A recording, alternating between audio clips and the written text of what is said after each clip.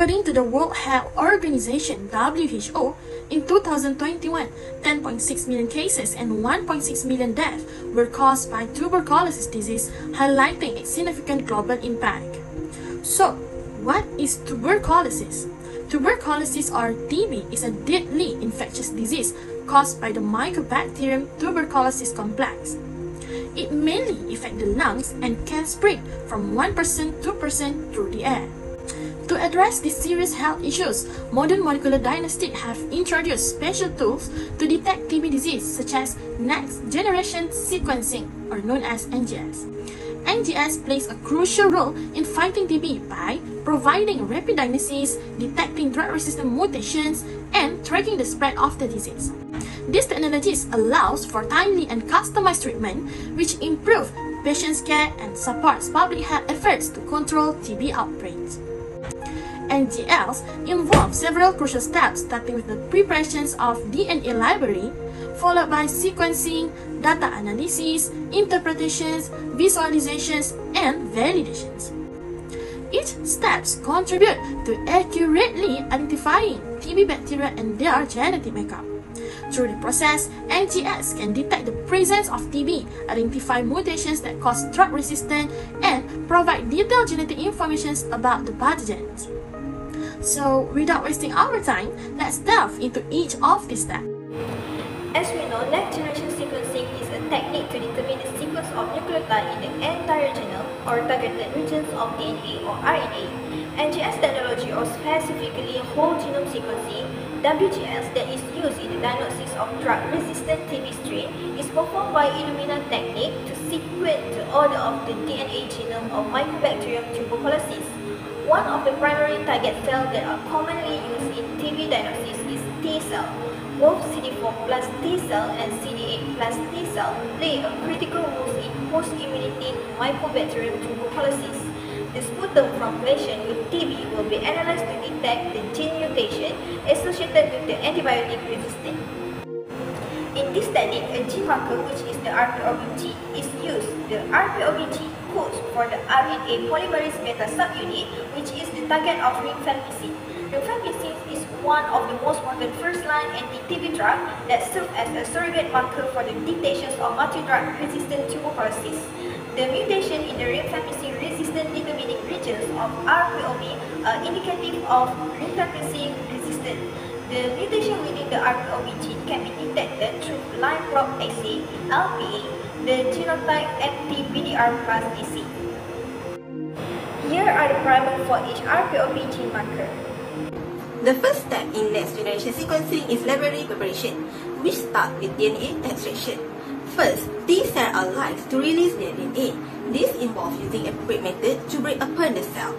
Once the cell is released, it is purified using spin column or magnetic beads to remove protein and other contaminants, ensuring a clean DNA sample. Next, after purification, the DNA is fragmented into smaller pieces, typically 200 until 300 base pair, using methods like certification or enzymatic digestion. The ends of this fragment are then prepared through end repair, which convert jagged ends into smooth ones. After that, a single adenine A nucleotide is added to 3' end, a process called A-tailing. Adapters containing necessary sequences for attachment to the sequencing platform are then ligated to the A-tail DNA fragments. PCR application is then performed to ensure sufficient DNA for sequencing, enriching the library with adapter-incorporated fragment. Finally, the quality of the prepared library is assessed using methods such as qPCR, fluorometry, and gel electrophoresis. This technique verifies that the library meets the necessary quality standard for sequencing. With a well-prepared library, the next phase is sequencing. Sequencing involves two main steps, which is cluster generation and sequencing by synthesis. First, the prepared library is loaded into a sequencing flow cell. Each DNA fragment binds to the complementary sequences on the flow cell surface and undergoes bridge amplification, forming clusters of identical sequences. This cluster amplifies the signal for detection. Next, sequencing by synthesis or SDS is performed. This process incorporates fluorescently labeled nucleotides into growing DNA strands. The sequencing machine detects and records the fluorescence signal emitted by each nucleotide as it determines the sequence of each cluster. The third step is data analysis.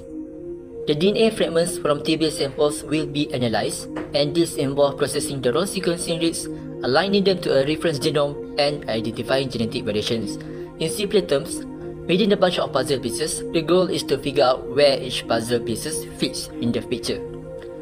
Researchers will use specialized software and algorithm to do this.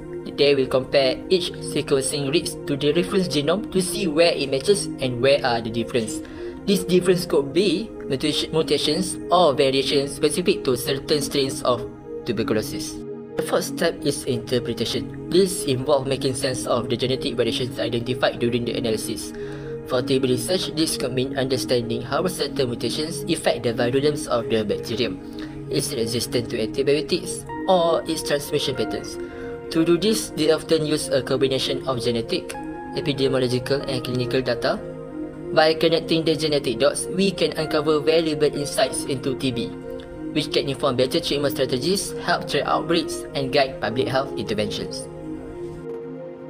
Now, we will explore the crucial steps of visualization and validation in next-generation sequencing for detecting Mycobacterium tuberculosis and drug resistance, focusing particularly on the RPOB gene marker. After sequencing and data analysis, we use specialized visualization tools to display and inspect the sequencing data. Tools like the Integrated Genomics Viewer or IGV help us display the sequencing results clearly. With these tools, we can see how our sample's DNA sequences align with Mycobacterium tuberculosis reference genome. Then, to identify any mutations, we focus on specific areas like the RPOB gene to identify mutations that indicate drug resistance. And next, we create graphs and charts to visualize the frequency and location of these mutations across different samples. Next, let's talk about validation. This step ensures that our findings are accurate and reliable. We use additional methods like Sanger sequencing to confirm the mutations detected by NGS. The line probe assay, such as the genotype MTBDR+, specifically tests for RPOB gene mutations to confirm rifampicin resistance. And then, we compare the genetic results with patient treatment histories to ensure our findings are consistent and relevant. The test must be repeated on the same samples to check for consistent results, which is crucial for reliability. And last but not least, quality control steps are essential throughout the NGS process, including checking the quality of DNA samples and sequencing reads. In summary, visualization helps us see and understand the sequencing data, while validation ensures that our findings are accurate. Together, these steps make NGS a powerful tool for diagnosis and managing tuberculosis.